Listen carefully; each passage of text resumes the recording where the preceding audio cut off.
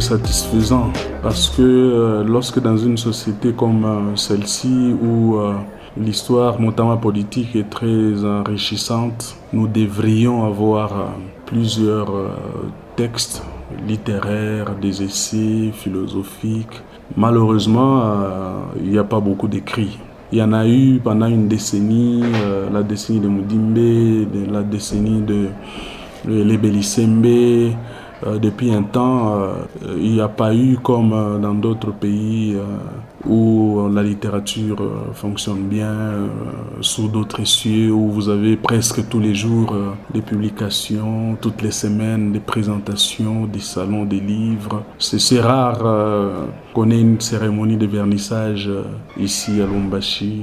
Je crois qu'en moyenne, ce n'est même pas un livre par mois. Voilà, la production n'est pas satisfaisante. Rarement des romans, hein, et pourtant l'apothéose de la littérature, c'est le roman. Le roman, c'est le genre majeur de la littérature, mais on voit quand même les gens produire des nouvelles, des essais, et puis c'est beaucoup plus la poésie. La poésie trouve sa place quand même, s'épanouit bien à RDC que d'autres genres. D'abord, il faudra savoir que les écrivains sont des artistes. En tant qu'artiste, les buts n'est pas lucratif, on ne cherche pas l'argent. On a une vision du monde à communiquer à ceux qui consomment l'art littéraire ou l'art en général. Ça devrait être le leitmotiv de tout artiste. Mais par moment, c'est possible de vivre de son art. Dans d'autres domaines, d'autres arts peut-être, en littérature, ce n'est vraiment pas possible de vivre de son art en RDC parce que la culture littéraire n'est pas encore imprégnée dans le chef des lecteurs congolais, les publics congolais. Dans les habitudes des Congolais, ce n'est pas facile d'aller acheter un livre. À la fin du mois, c'est facile de voir les gens d'aller acheter un sac de farine, d'aller acheter à boire, à manger. Quand on a eu son salaire, rarement vous avez dans les projets des gens l'achat d'un livre. Et d'ailleurs, les livres qui sont achetés dans notre pays, généralement, c'est des livres pédagogiques, des manuels pédagogiques qui sont exigés dans les écoles du pays. On vous dit mathématiques chez nous, religion, voilà, tes livres.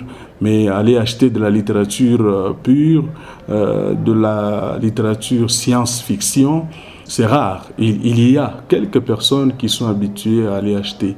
Lorsque vous produisez un livre en 1000 exemplaires, c'est facile de le classer ou de le distribuer. Le vendre, c'est un problème. Il y a des gens qui ont produit des livres en milliers d'exemplaires, mais qui sont toujours dans des cartons. Quand vous annoncez un vernissage, les publics qui passent, il y en a parmi les publics, parmi les gens qui achètent, mais la plupart demandent.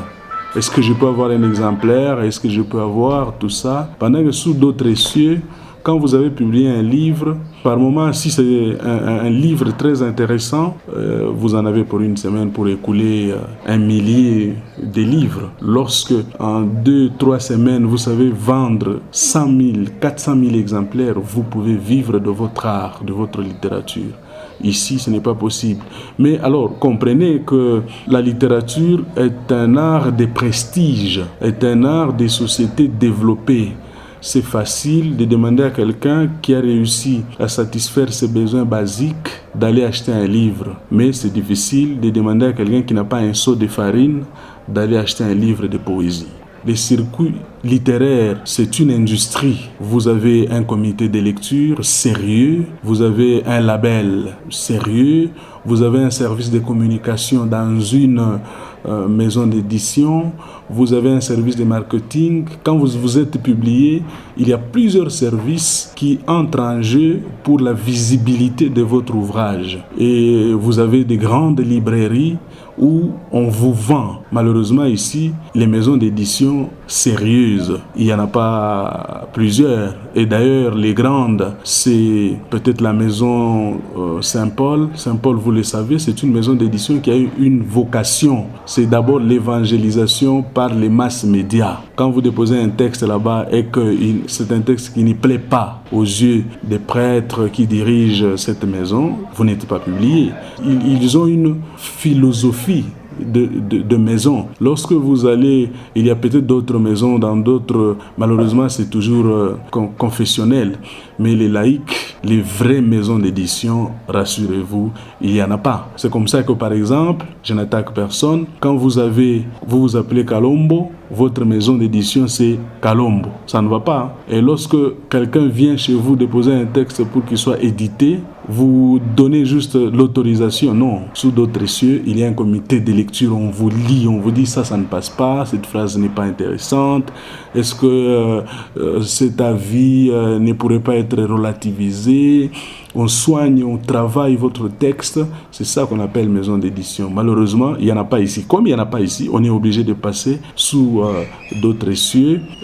Parmi les pays par lesquels nous passons, notamment la contrainte linguistique, la langue française, nous écrivons en langue française, c'est la Belgique, c'est la France d'ailleurs au plus haut point, et puis le Canada, la Suisse, des pays du genre. S'auto-éditer, ce n'est pas sérieux, parce que vous ne pouvez pas être juge, critique vous-même. Lorsque vous êtes dans une maison d'édition sérieuse, vous voulez publier par exemple en droit. Il y a des spécialistes de droit dans cette maison d'édition qui vont lire votre texte, le critiquer avant qu'il ne soit mis à la disposition du public.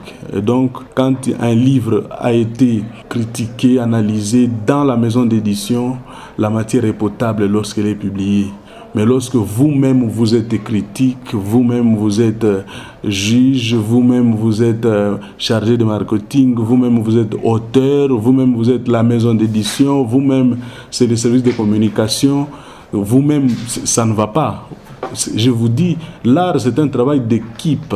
Vous ne pouvez pas tout faire seul. Il faut être entouré de plusieurs autres personnes pour produire un travail de qualité. Il faut qu'il y ait des maisons d'édition sérieuses, il faut qu'il y ait des grands écrivains qui produisent souvent pour que nous puissions être en mesure. Quand je dis qu'ils produisent, c'est produire le savoir pour que l'on soit en mesure de répondre au rendez-vous du donner et du recevoir. C'est ça aujourd'hui. Qu'est-ce que vous savez que vous pouvez communiquer à d'autres peuples du monde? C'est important que ce soit dit.